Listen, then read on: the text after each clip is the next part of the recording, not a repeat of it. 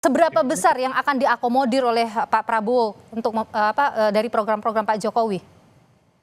Ya, hampir semuanya ya, semuanya akan diakomodir di luar dari program Pak Prabowo sendiri seperti makan bergizi gratis atau sekolah gratis, terus pencetakan dokter dan juga kesehatan gratis yang itu adalah program Pak sendiri. IKN bagaimana? Karena ini yang kemudian banyak dikhawatirkan tidak akan berlanjut. Sepertinya Pak Prabowo ini tidak terlalu fokus dengan IKN. Sebenarnya bukan tidak berlanjut ya, tapi kan IKN kan selama 3 tahun ini kan sudah berjalan dengan baik. Ya. Kalau kita lihat di situ sudah pembangunan itu kemarin juga saya pas beberapa kali ke IKN semuanya berjalan dengan baik gitu loh, sesuai dengan apa namanya planningnya ya.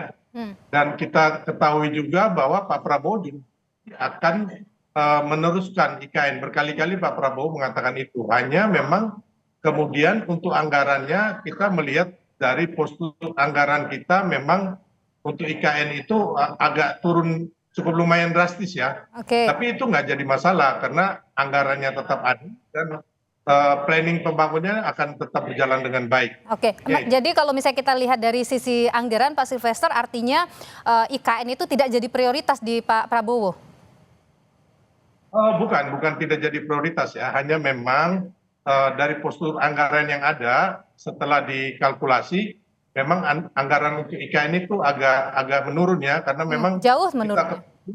Di tahun pertama dan tahun kedua cukup besar ya, hampir 73 triliun akumulasi dari anggaran pembangunan di IKN. Dan sebenarnya beberapa apa namanya gedung-gedung atau infrastruktur yang dibangun di IKN itu sudah cukup banyak, tinggal finishing di beberapa apa namanya gedung atau infrastrukturnya, termasuk mungkin untuk pembangunan gedung-gedung baru yang mungkin anggarannya memang yang ada di APBN kita hanya 143 miliar itu. Yang jadi fokus sebenarnya untuk Pak Prabowo di masa kepemimpinannya di awal nanti itu apa sih? Yang sebenarnya semua berjalan ya, tidak semuanya fokusnya sama. Makan bergizi gratis, terus ada juga pendidikan gratis, kesehatan gratis, pencetakan dokter-dokter,